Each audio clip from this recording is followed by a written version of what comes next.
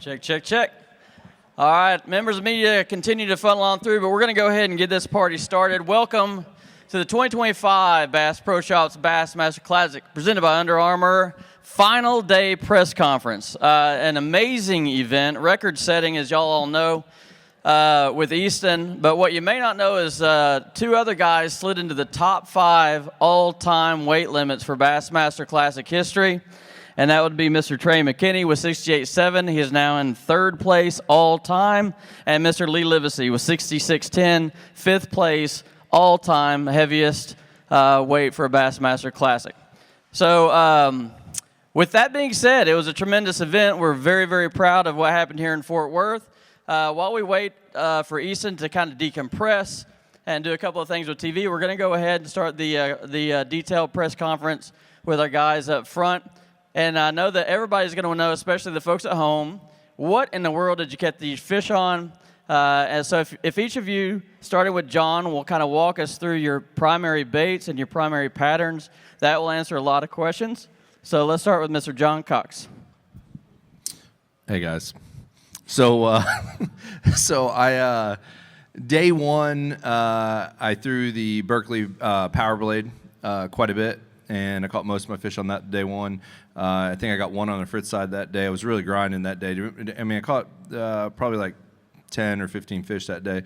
Day two, it got really tough. I think I got maybe 2 on a bladed jig and then 3 other good ones on the Fritz side. Right at the end of the day, like I really didn't have anything, and then I caught them 3 big ones like back to back on it, and then today I caught a bunch of 2-pounders, and it was on Fritz side, bladed jig, swim jig, the General, and a swing head. What a big worm! And that was it. I was pretty simple. I threw basically a bladed jig with a 6 cents flush on the back, mixed it up between green pumpkin and white. Caught a couple on a 6 cents jig, and that was pretty well what I caught every single fish on this week. So started off day one, everything on a bladed jig, green pumpkin white trailer, and then transition day 2 to everything flipping a 3.5-inch Berkeley power bait, power tube, green pumpkin, 5/16 to a 3/8, and that put the rest of the fish in the boat for the last 2 days. All right, perfect. Lee? The first day I caught most of them on a pink chatterbait with yeah, everybody saw it, so I mean it's no surprise here. Pink chatterbait with a bubblegum 6 cents flush, 5.2 flush, just a straight tail jerkbait. I think I weighed every fish on that the first day. The second day I caught a couple on the chatterbait with a flush on the back, and then I caught multiple fish on a 6 cents well, the 4.5-inch well. What else did I do that day? I think that's about it that day. I caught one on just that 5.2 flush and bubblegum weightless that second day. And then today I caught 3 of my big ones on a swimming worm, 1 on a buzz bait, and 1 on that weightless 6 cents flush and bubblegum. Trey? Well, I'd say most of my fish started off any kind of like suspended cover. A lot of times today we even started, we couldn't get them to bite nothing, so I picked up a Nico, as I would call it, with a 1/32, and I had it on a Bambusa. Any kind of like green pumpkin color was my concentration with the water clarity, and as well I was throwing a jig with a bongo on the back from 6 cents as well, good flapping action. They would eat it usually on the fall. A lot of times I caught actually a 6.5 pounder today on that setup. So it's been a pretty good week. Most of the time rotating those 2 baits a lot. Fishing timber and mostly rock was I was focusing on. Perfect. All right. With those basics out of the way, we'll go ahead and lean into the media contingent. Anybody got any questions? Yes, sir, David.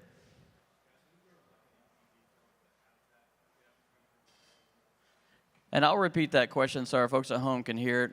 He's asking about habitat, depth, any sort of pattern issues that might have been special for your success. We'll start with John. Mine, I kind of just stayed in one area and fished milfoil, wood, a little bit of rock, and it was all the deepest part might have been 3 foot, and the rest of it was pretty shallow. Yeah, I mainly concentrated on milfoil with wood in it. Anytime you got milfoil with wood in it, they held on that. Day one, I caught couple 6-pounders. They were in the last piece of laid down wood in the backs of pockets. That's when I caught a few flipping a jig. But other than that, just concentrated on milfoil. Same thing. Didn't have as much grass around, but anything from 1 foot to 3 foot had to have wood on it. And then with the flipping stuff, it was pretty much backs of pockets, standing timber.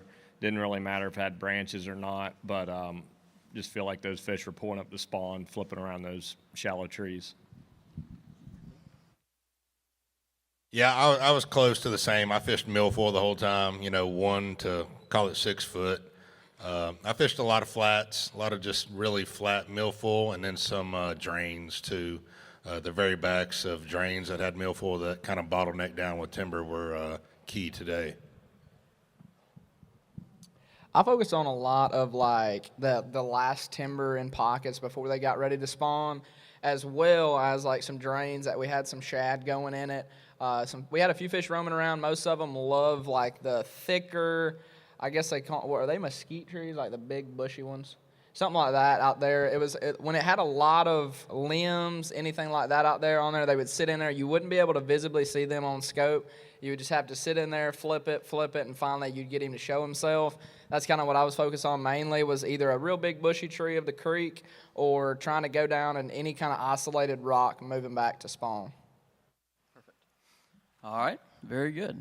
Next, we do have a question real quick from In Fisherman Magazine from the interwebs, and they're asking about the wind and the weather. We came into this very, very worried that we might not even get to fish day one, which was going to be quite the train wreck. But thankfully we did. Wind really blew. Some of y'all caught them really good. Some of you didn't. Then it calmed down. Then it blew again. So I guess let's start with Trey. Did the wind or the weather affect your pattern? Well, I didn't want wind at first, and then I caught them the first day, and then it got slick, and then I didn't catch them, and then it blew again, and then I did catch them. So I guess the wind was to our favor. We just didn't really know it yet after the first day, but it was definitely make it harder to fish, but the fish did bite better. The wind didn't really affect me. It muddied some stuff up that made it bad, but besides that, the wind didn't really damper my stuff besides getting some stuff muddy. Yeah, the wind really didn't. It helped me a lot the first day, catching them all on the bladed jig, and then the second day without the wind, the water cleaning up really hurt me. But really just in practice, I feel like every one of us trashed our rods and reels and boats from the apocalypse dust storm. Yeah, the wind didn't really affect me either. I was tucked back in. It muddied up a little bit of water that I wanted to fish, but other than that, it wasn't really a factor.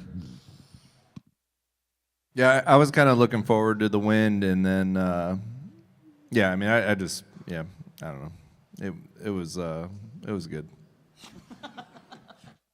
The specifics are amazing.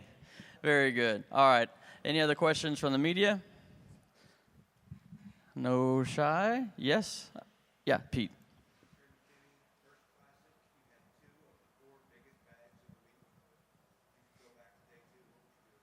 Yeah, and the question is, 2 of the biggest bags for the week for Trey McKinney. Day 2, not great. What would you do over? Not stress as much, not get as nervous. I don't know how that'd be even possible, but I think it got something in my head because I still knew that all the fish were there. I didn't think I made a wrong move technically. I mean, honestly, I think my rotation was very well. I basically would say this cast, we're getting ready to see a big one, and here he'd come out of a rock pile or a tree. We just honestly could not get him to bite. I don't know if I was just unconsciously working my bait different or just nervous or didn't fish as fluent as what I should have. But overall, I don't really know what I'd do differently because it was such a good run that I had. Because we were kind of swinging for the fence that day, and I ran everything, and, man, it just wasn't happening. So anything, I'd probably slow down a little bit, maybe with a little bit more finessey presentation, something I couldn't mess up as much, maybe, something like that. Yeah, David?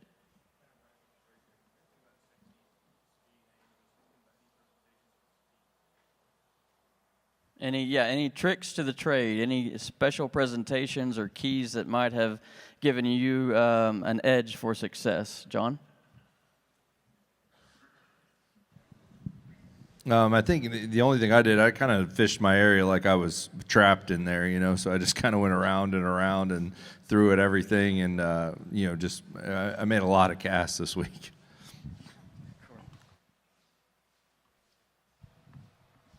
Yeah, mine was just fish as much milfoil and wood as I could find, run around, and when the water got dirty, I would just move on and find some clean water. I think the biggest thing for me was just capitalizing on, I feel like there's definitely a morning, there always is a morning bite and an afternoon bite, but it seemed pretty prominent here when you weren't getting a lot of bites anyhow, to put myself in an area that I actually had more than one bite in practice. And when I did that, things would work out. So, definitely putting myself in a good area in the afternoon, and it would go from nothing to something real quick, like a light switch. So just that was the biggest thing for me. Just being patient, and some of that's just how I fish. Minn Kota Raptors got me a lot of bites this week. When I'd get a big bite, I'd put those Raptors down and just make multiple casts, and I'd usually catch one or two more fish. Trey?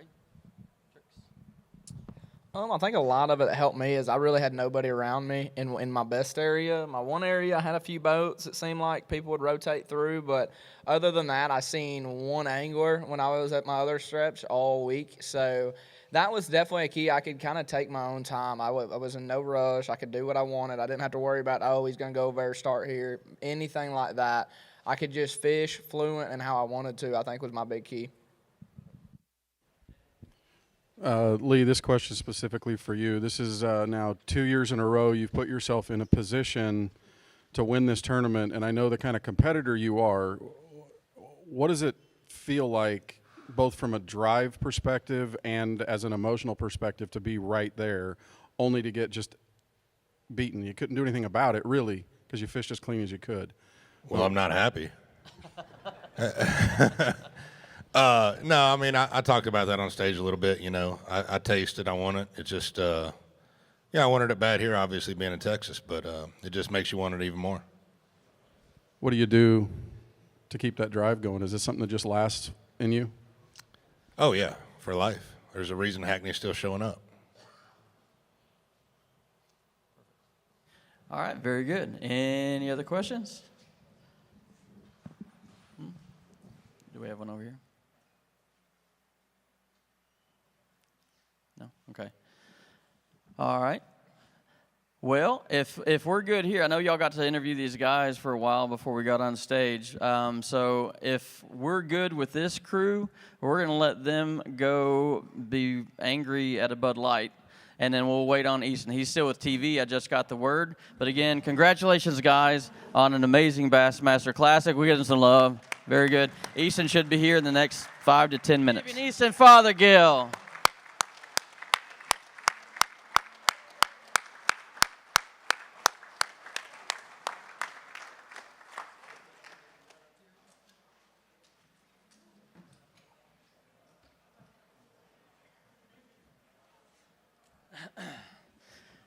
All right. I know he's had very few moments to decompress, but this is our 2025 Bassmaster Classic champion, Easton Fothergill, with a record-setting 3-day weight of 76 pounds and 15 ounces that toppled KVD 6911. Also, Easton, by my math, which isn't always great, is the second youngest angler ever to win a Bassmaster Classic. So, with that information, I'm going to go ahead and turn it over to the media. Who would like to pose the first question? Y'all cannot be shy. We do have a microphone over there. Oh, yep, right here, Dano.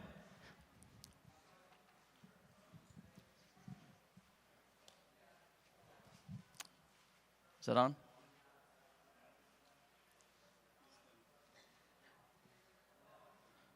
Is this microphone on? If you want to, I can repeat the question if you want to ask it, so the people at home can hear.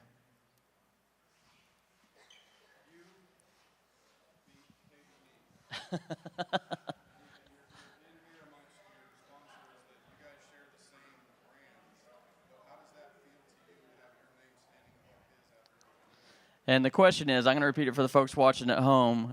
It is monumental to think about. You beat one of the best of all time, Kevin Van Dam. What does it feel like to have your name atop his in classic history? It's unbelievable.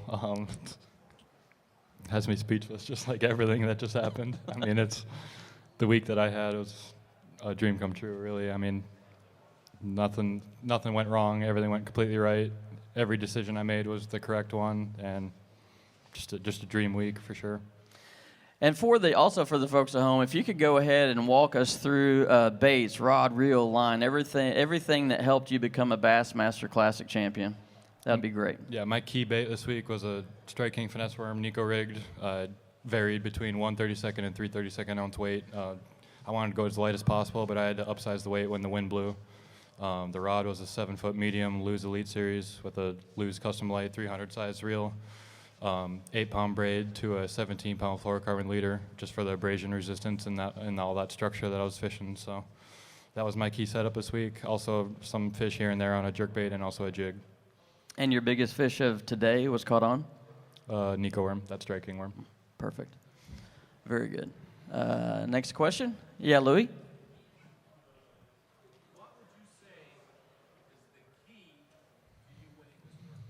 Look, if you had to boil it down to one thing, what was the key to this Bassmaster Classic win? The key to this win and also my 2 wins last year in the Opens is keeping an open mind and following your gut. Whenever I have an idea coming to mind or that I'm doing something wrong, I pull the troller immediately and I go. I don't second guess it, and that's when I'm at my best. That's very hard to do every tournament. I wish all of us knew how to do it. We all can't harness that every single tournament, but that's the mindset it takes, at least for me, to win tournaments. Very good. And I will say, this is your story. I was so proud. One of the most inspirational, in my opinion, in bass fishing, and I've been around this for a very, very long time. You mentioned it on stage, talking about the highs and lows.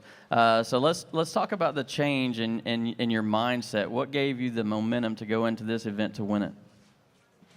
I guess somehow I was just able to forget the first 2 events I had this year. I'm a competitive person. It hurt me to do that bad, but somehow I was able to put it in the past and look forward to this one. And yeah, I mean, that's the biggest thing, is just forget about it. Don't dwell on it. That's the biggest thing I learned about this sport, is you can't get too high or too low. You just got to keep an even keel, and just, if you do good, great. If you do bad, that's fine. You just go on to the next one. Yeah, short memory is always a benefit. Very good. All right, any questions? Yes, sir.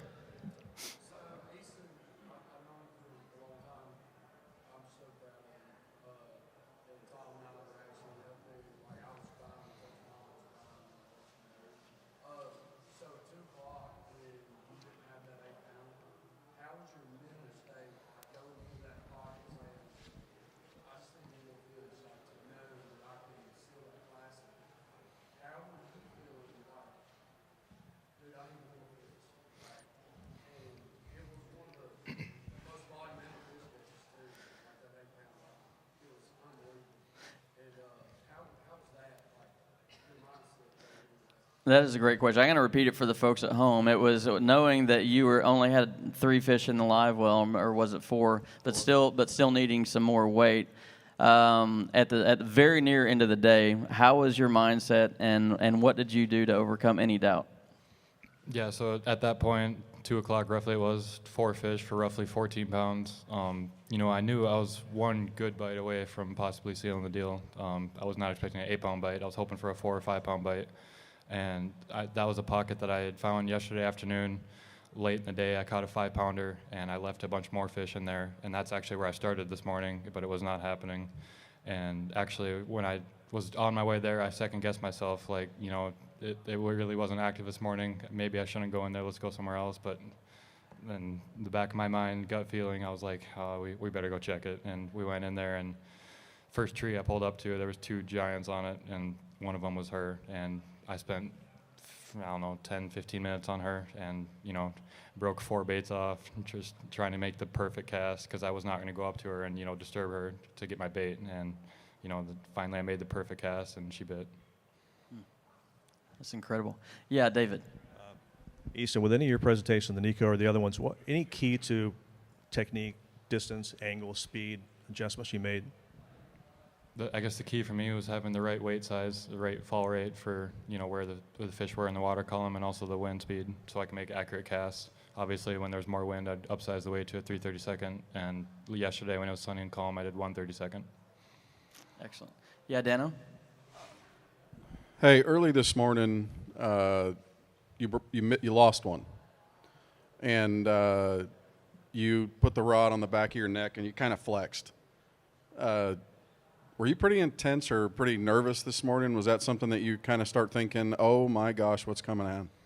I mean, there was a brief thought that might be the classic that I just lost. That definitely went through my mind because it was a great big one, and you know, I guess I've trained myself to kind of flip that into a positive. Like, I might be doing the right thing. You know, I got that big one to bite. You know, let's work hard and let's get another one of those to bite. That's kind of the mindset I take on that. Excellent. And we're gonna, yeah, right over here. We'll wait for a microphone, then I don't have to repeat it. Thank you. There were 6 anglers fishing this classic that came through that classic bracket champion program. You, Cody Huff, John Garrett, Jordan Lee, Jacob Fouts, and Dylan Akins. What does that say about Bassmaster's classic bracket program and college fishing in general for preparing you for these stages? I mean, that's the sole reason why I'm here today. That's what gave me the opportunity to compete at this level. And I can't say anything more about the college program and how well it prepared me, traveling all over the country, being able to see all these different fisheries. And also, you know, there's 50 kids on my team from all over the country. I can't say how many late nights at the boat shed we talked about fishing and how much I learned in those 4 years. It's undescribable how much I learned. And that's one of the main reasons why I'm having the success I have. I was a sponge those 4 years. I just took anything I could and, you know, just learned everything I possibly could. Excellent. We're going to have time for maybe 1 or 2 more questions if they're quick. Yeah, right here, Pete.